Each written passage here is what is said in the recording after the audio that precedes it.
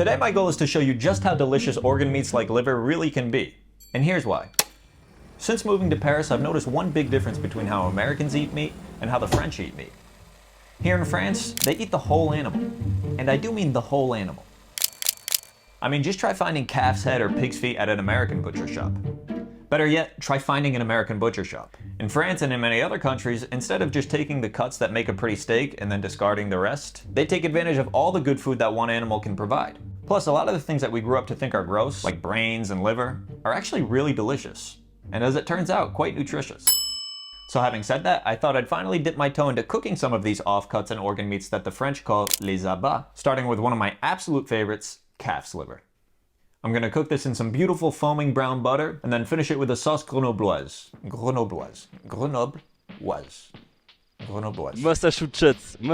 Ah putain, il est dur. But before we get to that, let's begin by preparing a side dish of roasted potatoes.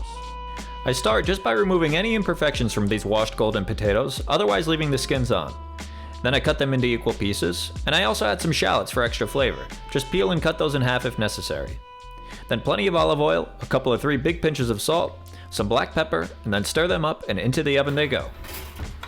Now for the sauce Grenobloise, we'll need some croutons, so I'll slice an old baguette, rub in some oil, and throw those in the oven to crisp. Then we need to chop up some curly parsley, and we'll also need to do our best to segment a lemon, and I can almost guarantee you'll do a better job than I did. And lastly, a couple teaspoons of capers.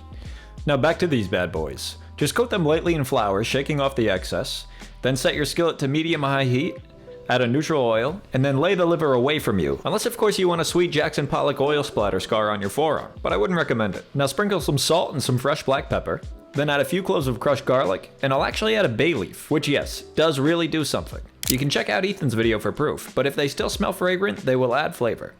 And it wouldn't be a French dish without a hefty knob of butter. I'll flip these over now, which I'll actually do a bunch of times over the course of cooking these, roughly once every minute or so, but kind of whenever I feel like it. And we've already got some beautiful color on that first side. Sprinkle on some more salt and pepper, and since that butter is foaming up at the perfect temperature, you guessed it baby, basting time.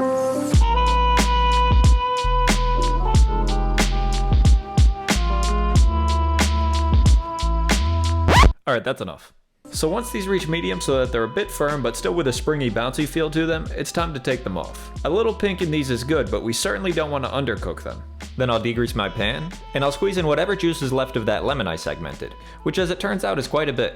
And then I'll follow with the lemon supremes, capers, and parsley.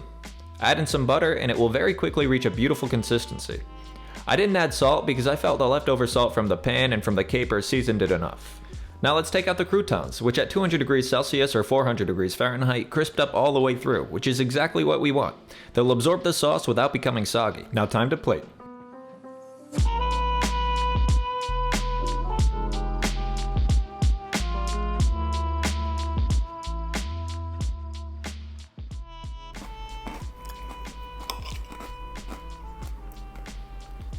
Yeah, in there, that's perfect. That's perfect right here on this thicker end.